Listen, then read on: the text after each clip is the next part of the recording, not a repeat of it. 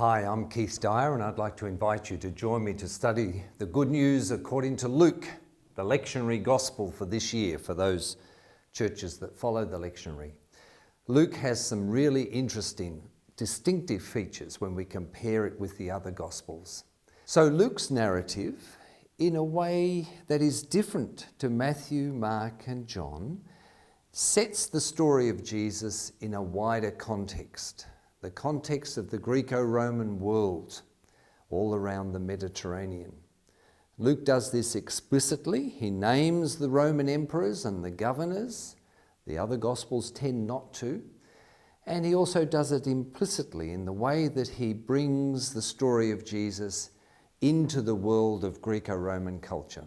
So we find that in Luke there are many meal scenes, and they are described in the way that meals are eaten in the wider Greco-Roman culture. People recline to eat. It's like a symposium. They have discussions at the meal table. Well, whether there's a table there or not, we're not sure, but they're reclining on couches, and there are discussions at the house of the Pharisee, at the house of the tax collector.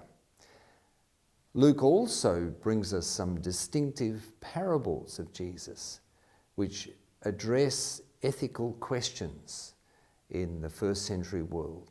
The parable of the prodigal son. What is the basic nature of God? Is God a father who runs in love to the prodigal son to embrace him?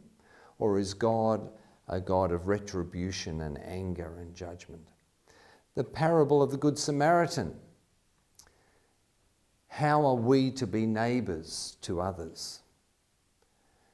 Wonderful stories that Luke's narrative brings to us in order to communicate the good news of Jesus Christ to his world and to ours.